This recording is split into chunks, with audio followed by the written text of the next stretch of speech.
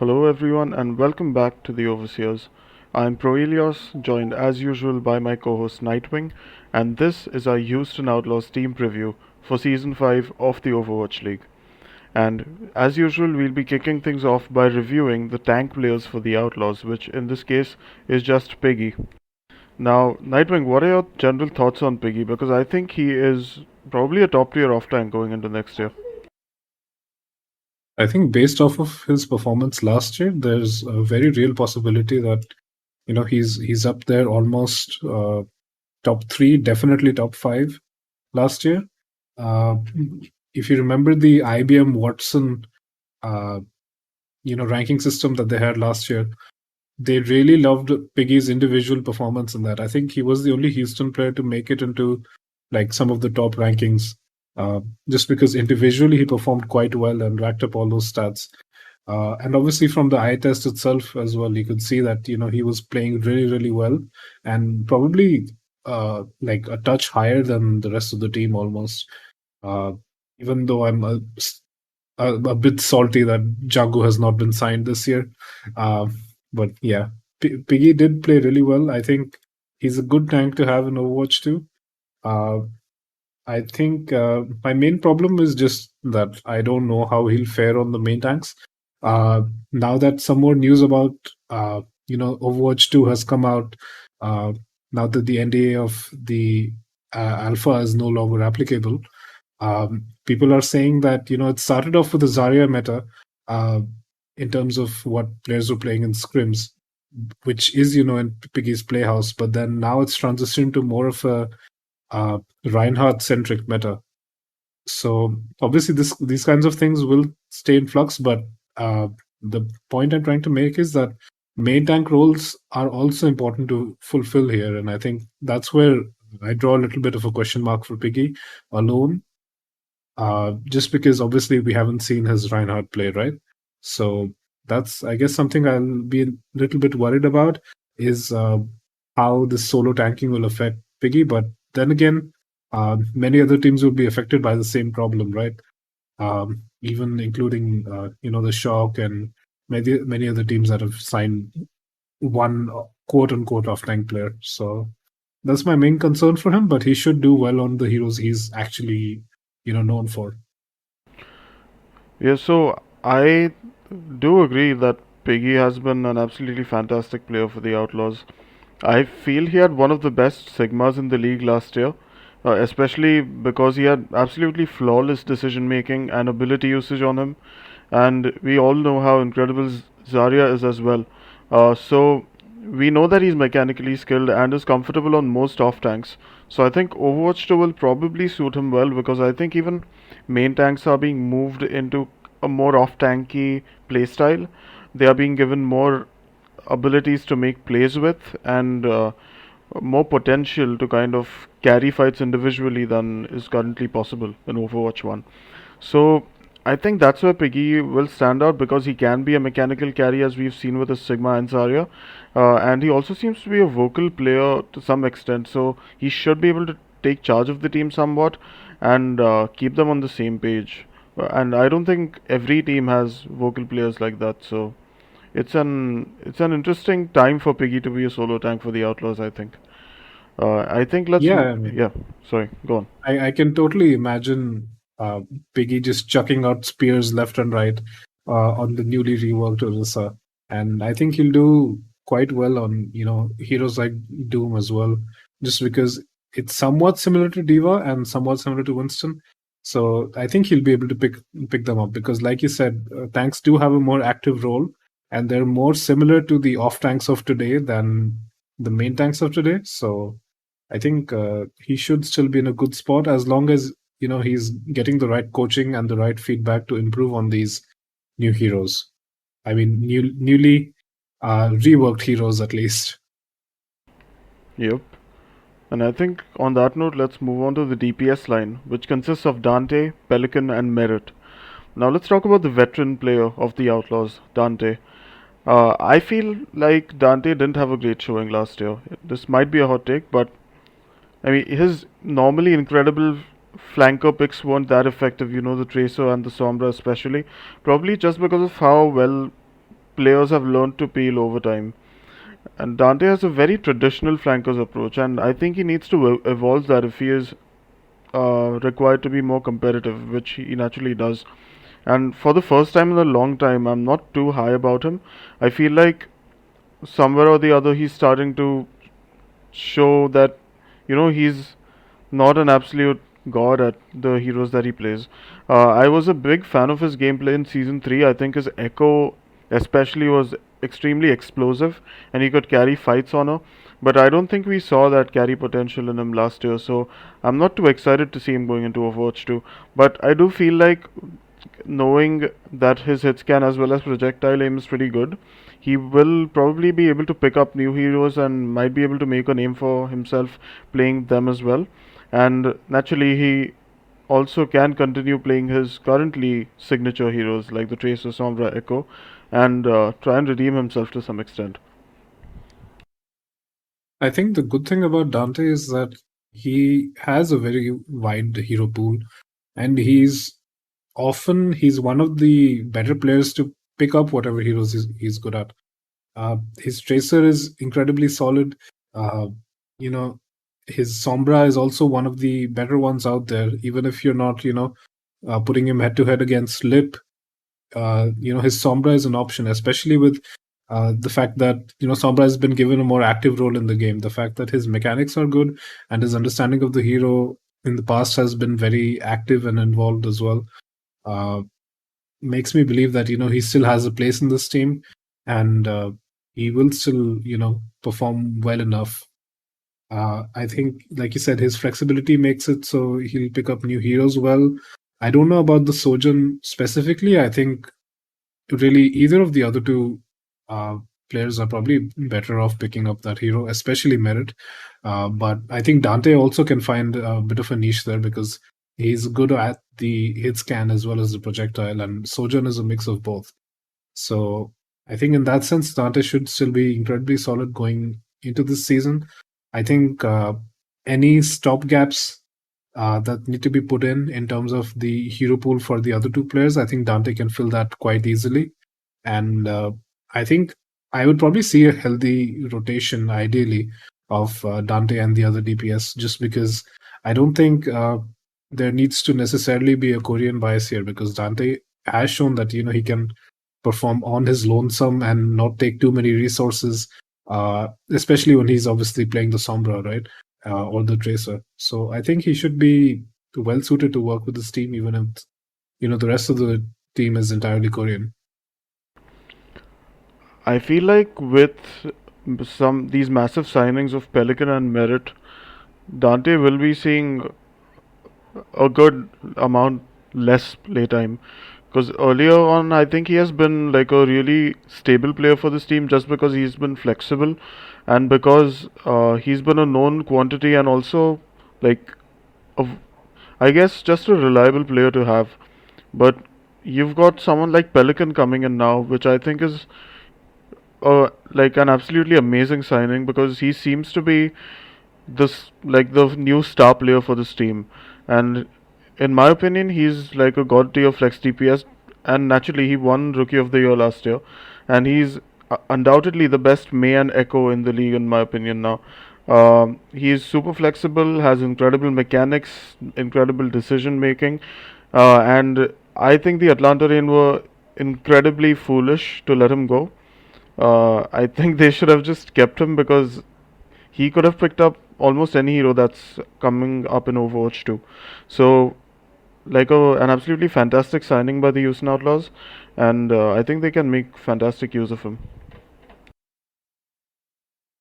I think obviously, Pelican has his accolades from last year, and obviously even his history before that shows that he's really capable, and he showed a lot of flexibility as well, uh, or at least a lot of power in his projectile domain, as well as playing a decent tracer and a few other heroes here and there.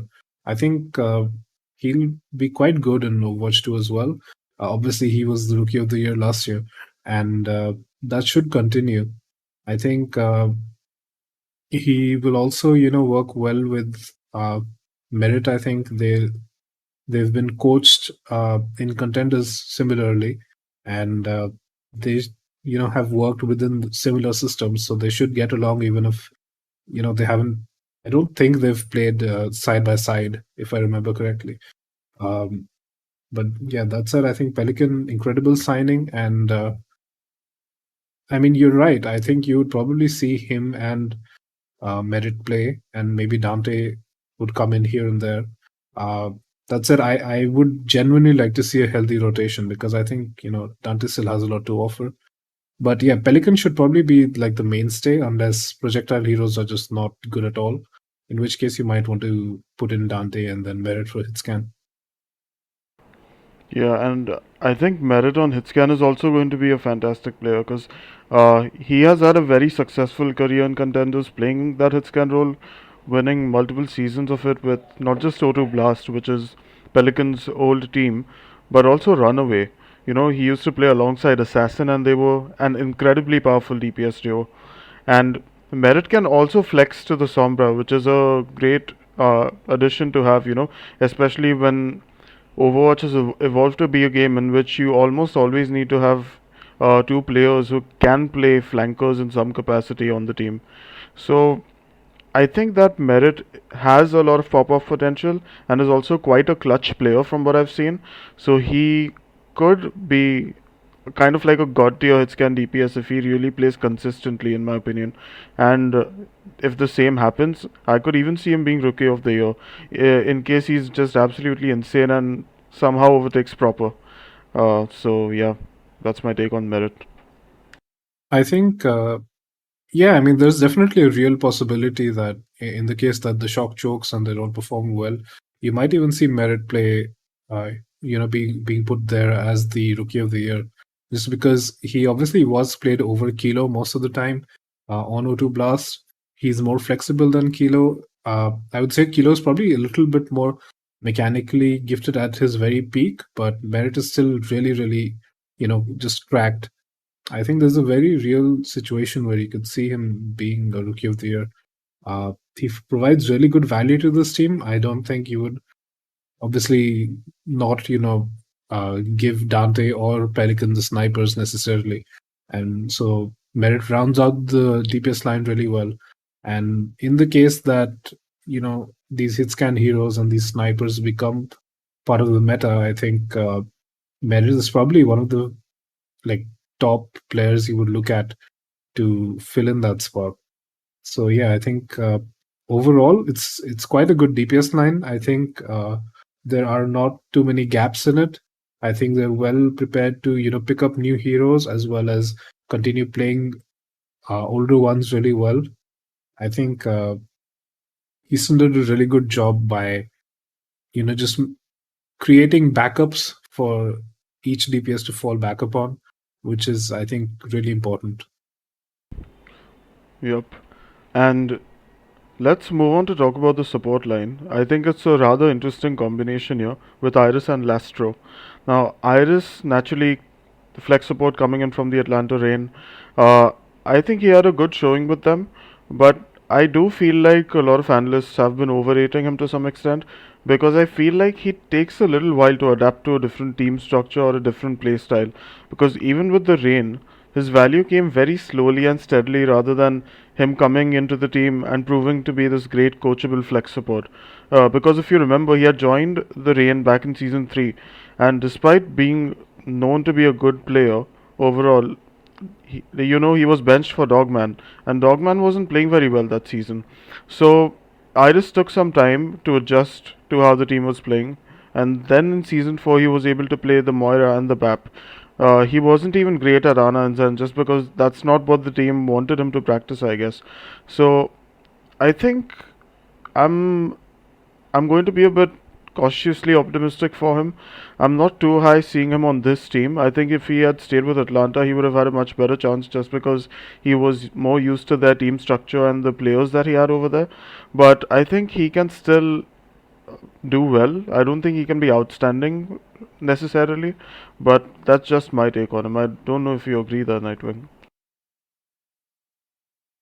I think Iris, like you said, he did play a good Moira and BAP last year, but he hasn't really proven himself to be an incredibly capable Zen or Ana.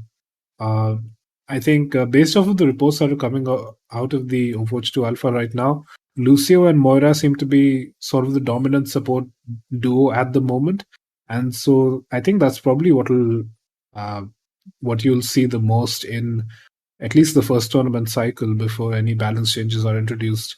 And so in that case, I don't really know if like Iris is going to be that good because most of his excellent performances came from BAP, and he was just okay in the duplicates meta where he played Moira. I don't think it was anything exceptional. Obviously, the other question is who plays the Moira in that situation, right? Is it Lastro or is it Iris? Obviously, if you look at the results from last year and just the team that he played on, uh, the Atlanta Rain did, fare in a better manner with Iris on the Moira, but I think it's still kind of up in the air of who actually plays the Lucio, who plays the Moira, because like the Lucio is a really important uh, like requirement for a roster. I think it's pretty unfair to like judge these players only as flex supports and not as main supports when at least one of them will be probably required to play a main support, right? So you just have to judge them as supports overall, and I think Iris has not shown a lot of flexibility in that sense. So I'm just questioning how well he'll do in this particular season, at least at the beginning, because like you said, he struggles to fit into a coaching staff from the evidence that he's provided by not fitting in well with the Rain uh, last year, and he hasn't shown a lot of flexibility. So I don't really know what to expect from him. I don't think he'll be at the very top though. I think there are definitely some other flex support prospects that are going to make the transition into Overwatch 2 much easier from themselves compared to Iris, who hasn't shown a lot of that flexibility. Uh, any thoughts, or would you like to talk about Lastro? Yeah, so I was just wondering about the who would play which flex support for this team. I think I would probably put Iris in on the BAP just because he has had so much playtime on the hero. Because I remember that Lastro wasn't that great at BAP. But that said, Lastro did have a very good season last year on the Defiant. He went under the radar a little bit because his team wasn't fantastic. But he proved to be an outstanding Zenyatta as well as really good on Ana and Moira, which I think we've known for a while now. Uh, I think he is a tier above Iris, all in all. So he should be fielded more so on those flex support roles, and Iris should probably be made to flex. But that said, that is also a concern because, like I said, Iris doesn't. He isn't a quick learner essentially, so that would be a concern. But I think if I still want to have my flex support be the one making plays, then I would most definitely trust Lastro over Iris over here. Like I said, unless it's a BAP meta, in which case Iris would probably be more comfortable playing that role. Uh, yeah, that's all I think about these guys really. Uh, I'm not sure I completely agree that like Lastro is definitely a tier above Iris. I think even if you exclude the BAP, the fact that you haven't really seen Iris play the rest that much outside of season 3, like at the tail end, makes me question like how can you really evaluate these guys, right? I think it's just going to have to be proven in scrims and on the playing field itself, I guess. But the like just taking the support line as a whole, I think the fact that they don't have a main support, similar to many other teams, obviously, and this applies to those teams as well. I think it just makes them less prepared compared to every other team that did sign a main support. And I think it's really going to bite them. And it should be like a difference maker. I think it's hard for every team to define their own meta, even if it's a new game, because like I've said before, if it's a new game, that means that the balance is not going to be sorted out completely. And that means that some teams will just find out particularly strong heroes, find the meta, and abuse those significantly stronger characters, right? And if you don't have a main support to help you excel on heroes like the Lucio and work with the brawl comps, then I think that's a major weakness for you. Yeah, that's a fair point over there. I think let's talk about the coaching staff next. And they've still got Junkbuck at the head coach position. He is no longer sharing the role with Harsha. And all in all, I think that's better for the team because I think it's difficult to have two head coaches butting heads and trying to decide on a singular strategy. Although I do think the Outlaws had their best season yet last year. Actually, I don't think that's even debatable. They definitely did have their best season last year. And I think Junkbuck should have had a big role to play in that. I think he did a really good job strategizing for the team. He kept them updated with the meta and competitive throughout the season. I think the main letdowns on the team were on the gameplay front whenever the team hit a bit of a slump, and not necessarily the actual coaching behind it, in my opinion.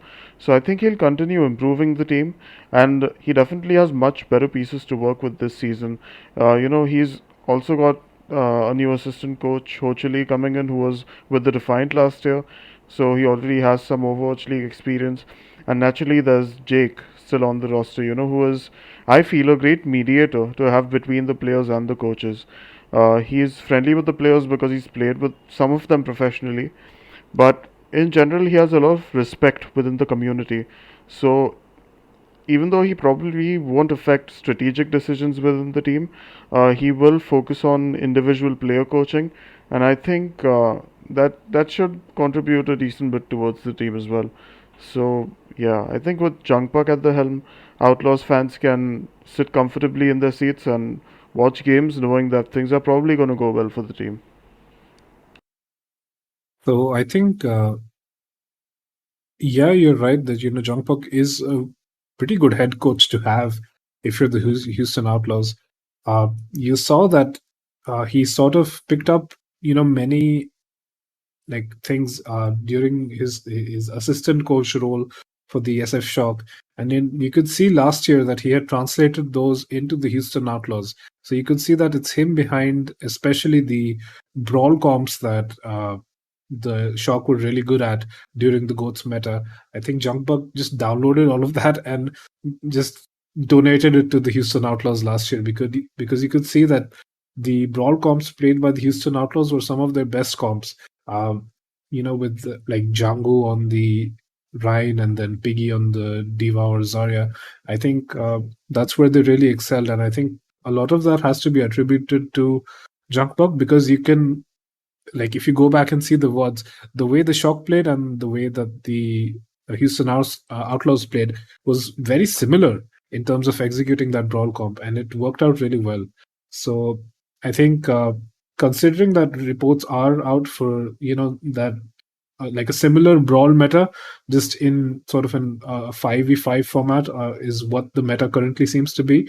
I think Jungkook is very well prepared to coach them for that meta and basically every other meta as well. I think last year the Outlaws did struggle to really work out a dive form very well, in my opinion. But I think some of that was, just attributed to the fact that they couldn't decide which main tank to field. I think their experiment with Dreamer did not work out very well, and they should have probably just kept Django in. But I think that swapping in and out of main tanks sort of messed that up for the Outlaws. Hopefully, Junkbuck can work with the playing roster to figure out, uh, dive-esque comps a little bit better, because I have full faith with any semblance of a rush comp with Junkbuck. I think with the other coaches, it's hard to really say what they bring to the table.